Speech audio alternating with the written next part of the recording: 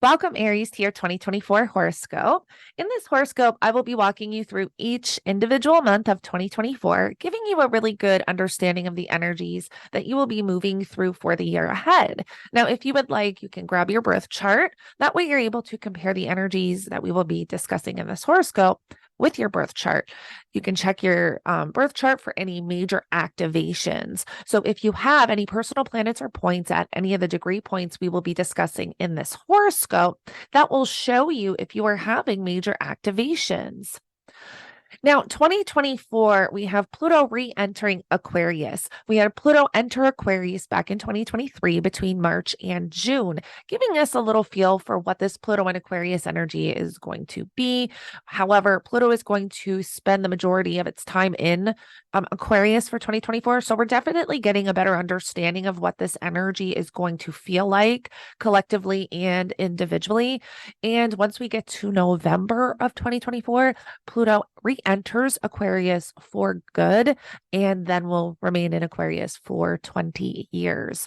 Now, we also have the eclipses in Aries and Libra, shaking these areas of our life up. We have the Jupiter-Uranus conjunction in Taurus. We have Jupiter entering Gemini. We have the Mars-Jupiter conjunction in Gemini. And we have the Mars retrograde at the end of the year and into 2025. And because Mars is your chart ruler, this is very significant for you. And we will be getting into all of this energy. Plus, at the end of this forecast, I'm going to touch on some of the energies that we will be experiencing in 2025 to give you a little bit of a heads up. So let's get right into it. I have selected a chart for each month to give you a bit of a visual. Now, on January 1st, we will have Mercury stationing direct in Sagittarius. So at the end of 2023, on December 13th, Mercury stations retrograde at 8 degrees of Capricorn here in your 10th house of career and public reputation and moves back into Sagittarius and will station direct at 22 degrees in your 9th house of higher education, higher knowledge, long distance travel, belief systems, philosophy. So there is something that you are rethinking and reevaluating in these areas of life. And coming into the new year, you will gain more clarity on that. Now, another thing too is that the Mercury retrograde we have at the end of 2024 stations retrograde at that 22 degrees of Sagittarius. So it is possible that whatever you're navigating at the beginning of the year and the end of 2023, you may be revisiting at the end of 2024. So keep that in mind. Now, on the 4th, we will have Mars enter Capricorn. Mars is exalted in Capricorn, so this is a great energy for Mars.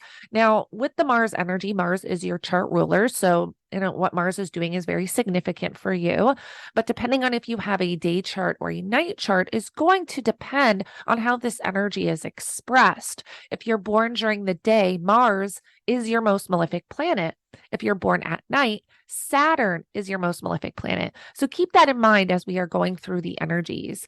Now, Mars being in the 10th house can mean that you're really busy at work. Maybe you have a lot going on, or maybe there's conflict within the job, within your career. Mars can also separate and sever. So this could mean that there's something going on within your career. Maybe you're having to leave a job, or maybe your job is having to change. Now, on January 11th, we have the new moon in Capricorn at 20 degrees. This is a great time period for you to be setting intentions for anything that really has to do with your career and public reputation. Now, on the 13th, we will have Mercury entering Capricorn, bringing more energy into that 10th house. So there's a lot of focus on your career coming into the new year. Then on the 19th, 20th, and 21st, we have the Sun-Pluto conjunction. And this conjunction is very significant. We have the Sun and Pluto forming a conjunction at 29 degrees. And this degree point is very significant. And as soon as the Sun and Pluto form this conjunction at 29 degrees, the Sun is going to enter Aquarius, and then Pluto is going to enter Aquarius a couple of hours later and form a conjunction at 0 degrees. Now, these degree points, 29 and 0 degrees, are the exact same degree points as the great conjunction between Jupiter and Saturn back in December of 2020. So there's something about what was going on back in December 2020. Now, this is collectively and individually, where there's there's revelations, there's something coming to light, something being exposed. The sun is shining this light on Pluto. And this is also like a refresher for Pluto, a renewal, but there can be secrets revealed here. There can be things coming to the surface. There could be deep transformation and transmutation taking place.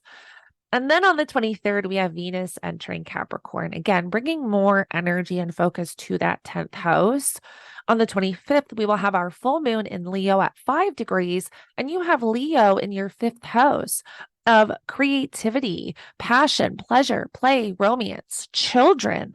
So this is actually when you can, if you think back to 6 months prior at the time of the new moon in Leo, you can see those intentions that you set at the time of the new moon come to fruition. This is also a period of time where there may be more focus on these 5th house themes and topics.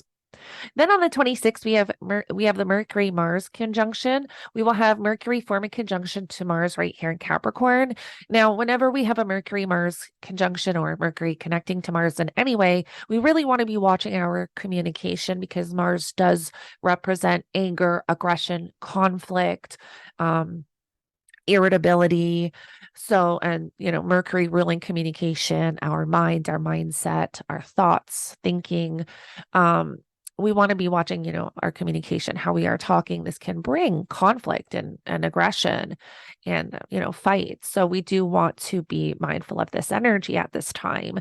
Then on January 27th, we will have Uranus station direct right here in your 2nd house of money and finances. And this is energy that you have been navigating since 2018. But this is also why you want to check your birth chart to see if you have any personal planets or points around these outer planets.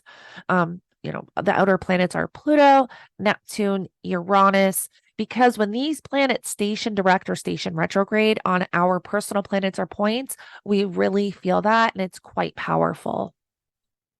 Then we get to February. Now, once we get to February, all planets are direct. It is go time. If you have anything to launch or anything that you were trying to get going, now is the time to do so.